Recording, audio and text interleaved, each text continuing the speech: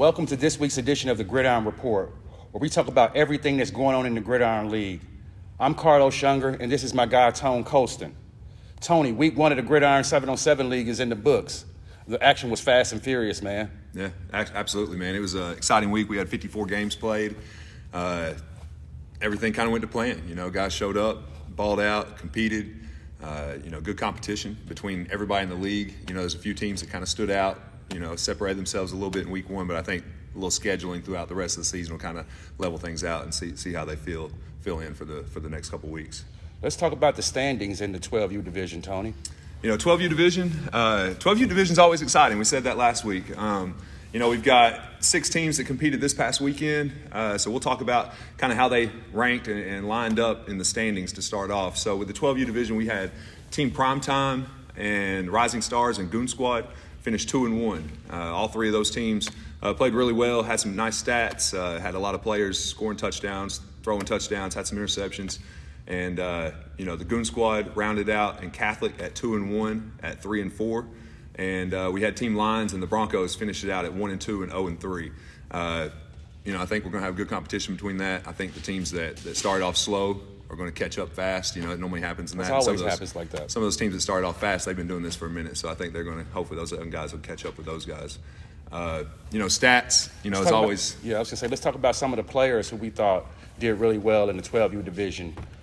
For the quarterbacks, you got Colton Faust from Primetime. He threw 6 touchdowns on the day. I know, big day for him. Big day for him. Then you got one of the veterans of the league, Brody Sparks from the Rising Stars. He threw 5. Mm-hmm. And you got Colton Smith from Team Lions. He threw 4 touchdowns on Sunday. That's impressive. 12U normally doesn't throw a whole lot of touchdowns, even though they get 3 games. So it was good to see these guys come out week one and actually get on the board, with 4 and 5 touchdowns and even 6 with Colton Faust. So Team Primetime, Rising Stars, and Team Lions had 3 of the top gunslingers this week. Receivers, go-getters of the week. Yeah, go-getters of the week. There's one in particular that we really want to talk about, Tyson Dorsey, who had 3 touchdowns from Primetime. Yeah, he had a big-time performance this past weekend, and it propelled him to be the go-getter of the week. Yeah, absolutely. We got 5 guys tied with 2 touchdowns. So Tyson Dorsey, that combination with Colton Faust and Tyson this weekend at Primetime, they really was a 1-2 connection.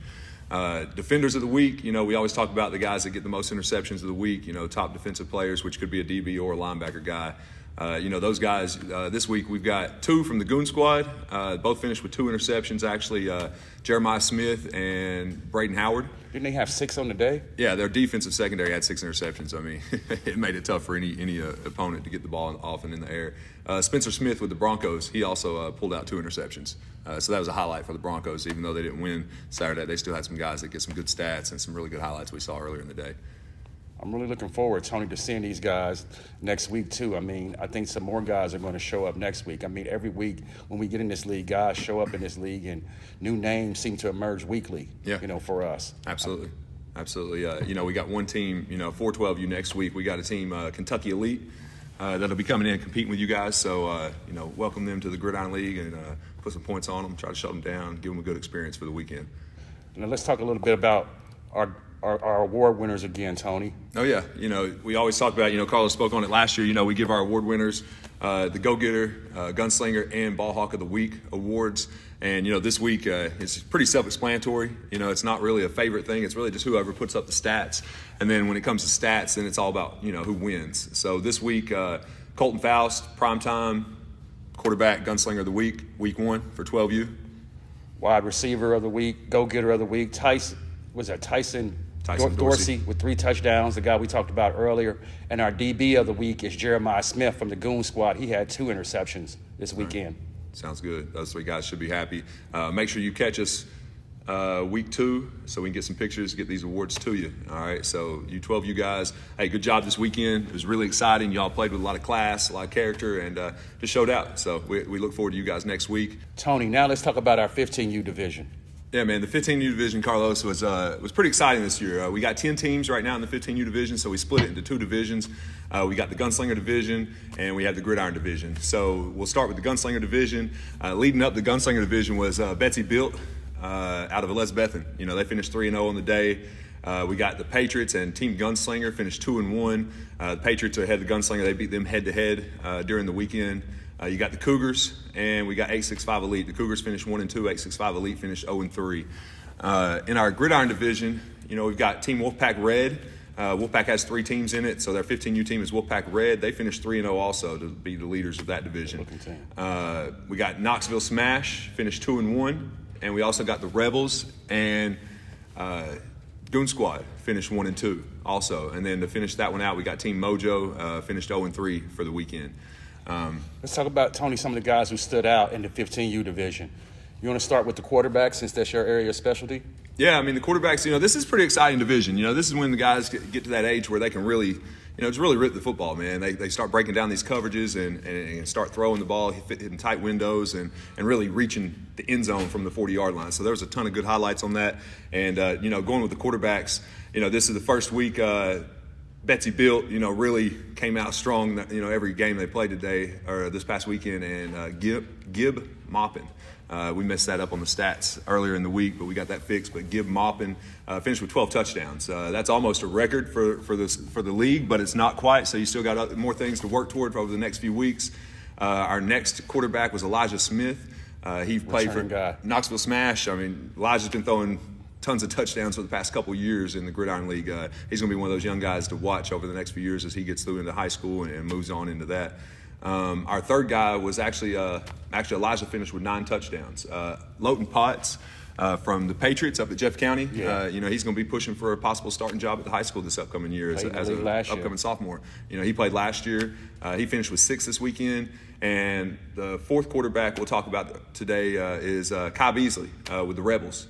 It's his second year, and we always see improvement from guys throughout the year, and a lot of it just comes with growth and just getting a little bit older, definitely that quarterback position. Yes. And Kai's one of those guys, the first year he played, he was just kind of learning, and this year, it's been exciting to watch him, have a little bit better year this year so far in week 1, but he had 6 touchdowns too. He plays for the E10 Brigade. Receiver-wise. Let's talk about the guys who got off and the guys who look like, going to be some of the top go-getters overall in our league. This Jariah Griffin kid from Betsy Built, this kid had 5 touchdowns on the weekend. Really, really special kid. He was just going up, getting balls. Everything that they threw to him, Tony, when I saw those games, he was catching it. Really? Another guy who stood out for me was Frank Johnson. He had 5 touchdowns, too, as well. Knoxville Smash. Yeah, he looked really good. Elijah was really throwing him the ball. That's a deadly combination in our league, I think. Yeah. I think those were the 2 guys that really set the bar high. For the first week of the Gunslinger, the Gridiron League, 5 touchdowns each. Mm-hmm. Secondary guys. There's one guy, that really just stole the show, man. He finished with 3 interceptions. Nathaniel Thomas from the Rebels. And, he finished with 3 interceptions. That led the league. There were a couple guys with 1. I think we had a couple guys with 2. But other than that, he was the guy. So when it comes to Gunslinger, Go-Getter, Ball Hawk of the Week, it's pretty much self-explanatory, right? Self-explanatory who it is, right. It's kind of like the last, this first week's one of those deals where it's kind of like the combinations. Mm-hmm. The Gunslinger and the Go-Getter of the Week are kind of the guys that just had the best combination for the weekend. So Gib Moppin for Betsy Built and Jariah Griffin would be the Gunslinger and Go-Getter of the Week. Nathaniel Thomas would be our Ball Hawk of the Week with his 3 interceptions. Yeah. So those guys really showed out, and those guys are going to pick up some awards, coming up this weekend. Yeah, be sure to find us, find us at the front gate next week. Get your awards, get a picture, all that good stuff. And, 15U, that's pretty exciting. A lot of good matchups next week. Actually, Kentucky Elite's bringing a 15U team also for next weekend. So we'll add another team to the mix, and we'll get after it.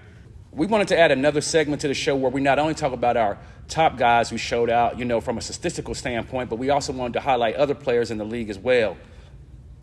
We've got quite a few players in the league that, week 1 maybe didn't get the statistics as, the top touchdowns, most interceptions, but we got some guys that have offers. We got guys that are super talented, got guys that, are getting noticed and getting seen. We've got William Goodwin.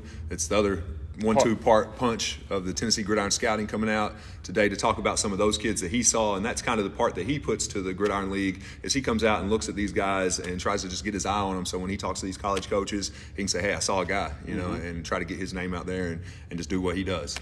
These are the guys that I thought that would get offers. Jordan Harris, Alcoa High School, great speed, great ball skills. The kid's a dog, playmaker. Major Newman. Now, this kid here, I can say this kid will get D1 off because he's got the look. He's a baller. He got the speed.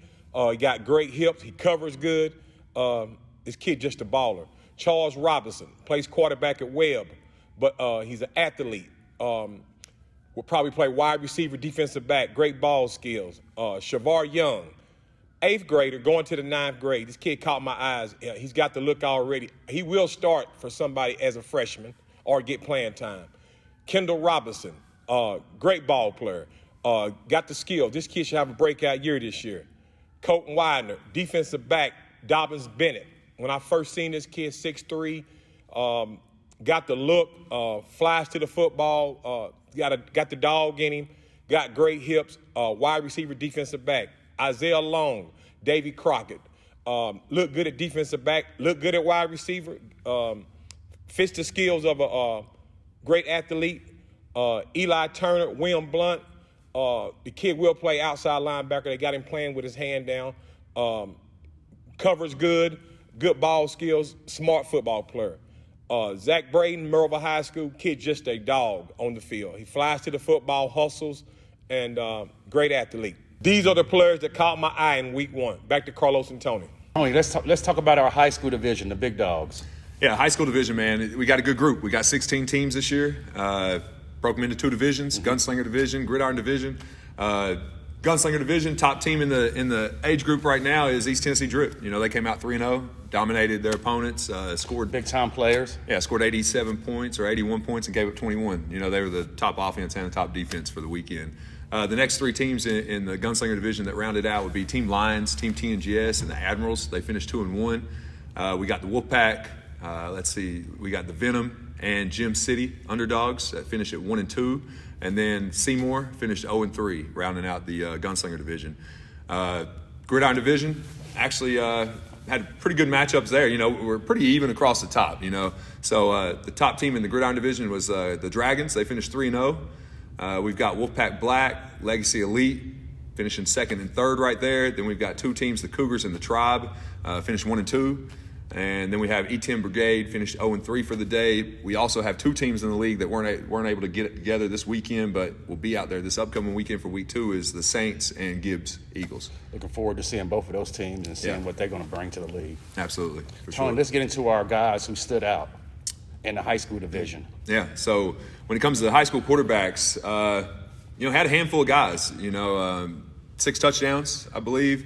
The top guy was Joshua Keith. He actually threw 8 touchdowns. Led the league for the week 1 with 8 touchdowns. Then we had Caden Martin. Yes, Knoxville Catholic, big-time quarterback. Finished with 6. And Campbell County's quarterback, Hunter White. This is 3rd, 4th year in the league. He's been in here since year 1, basically. So, he had a really good week also with the Cougars. Let's talk about the top go-getters, Tony, in the high school division. Go-getters this week, we've got 5 guys actually we're going to talk about that led the division in statistics. The first guy was Nigel Lee from Clinton, had 4 touchdowns, led the whole league with that. Other than that, 15 you guys. Preston Turner from E10 had 3. Devin Jones from the Cougars had 3. Jake Roberts from the Lions had 3. And Kanye Bergens from the Wolfpack White team had 3. Really a good group of receivers there, Tony. I expect all these guys to continue to make plays as the season continues to go along. Absolutely, for sure. Let's talk about the top ball hawks from the week in the high school division. We got 4 guys we're going to talk about this. We had basically a 4-way tie, 2 interceptions, which means quarterbacks in the high school division. We had a ton of interceptions this first week, which is okay because you guys are going to get better. But we had 14, 16, 18, 20, 22 interceptions in the high school division. So Gunslingers, let's get together. Let's get these balls to the receivers and get in the end zone. But let's get back to the defensive guys. Eloy Vera had two interceptions. E10 Brigade. Nigel Lee from Clinton had 2 interceptions. He had 2 interceptions. He was also one of the top, receivers as well in the league. So that guy really did well on both sides of the football. Yeah, he's a new face over there at Clinton right now. Jordan Garnica had 2 interceptions with the Wolfpack White, and Jaquan Price had 2 interceptions with Team Lions. Really good group of ball hawks. I mean, those guys really stood out. Like Tony said, the quarterbacks did throw a lot of interceptions this week, but that's probably to be expected in week 1. I mean, not a lot of familiarity with the teams yet. Yeah, absolutely. Things of that nature. Let's talk about the players of the week from the high school division. Absolutely. Player of the week from the high school division, quarterback gunslinger of the week was Joshua Keith. 8 touchdowns. 8 touchdowns. Got to be gunslinger of the week on that. Got to be gunslinger of the Absolutely. week. 8 touchdowns in the high school division. Our go-getter of the week, Nigel Lee from Clinton as well, the Dragons. The 1-2 combination. 1-2 combination, 4 touchdowns on the day. I mean, that guy was really exciting. I'd never seen him before. I've never seen him either. He's kind of a small guy, but, one thing we were talking about watching the videos, he plays big. Plays real he's big. He's aggressive to the football. Looks like a playmaker. Yeah. Clinton needs a couple guys like that. Eloy Vera. Eloy Vera, he's our ball hawk of the week. 2 interceptions. His team had 4 on the day. Yeah. He was the top guy on his team with 2. So Absolutely. we wanted to give it to him this week. Good job. Yeah, so, that's our 9 award winners for the week. Ball hawk, gunslingers, and go-getters of the week. All right, so every week at the Gridiron 7-on-7 League, we always talk about bringing in non-league teams and just extra competition. That's one thing a little bit different with the way we do things, right, instead of just having a set league schedule. And that's why our schedule comes out on Fridays, because we want more teams to sign up, see what we're doing.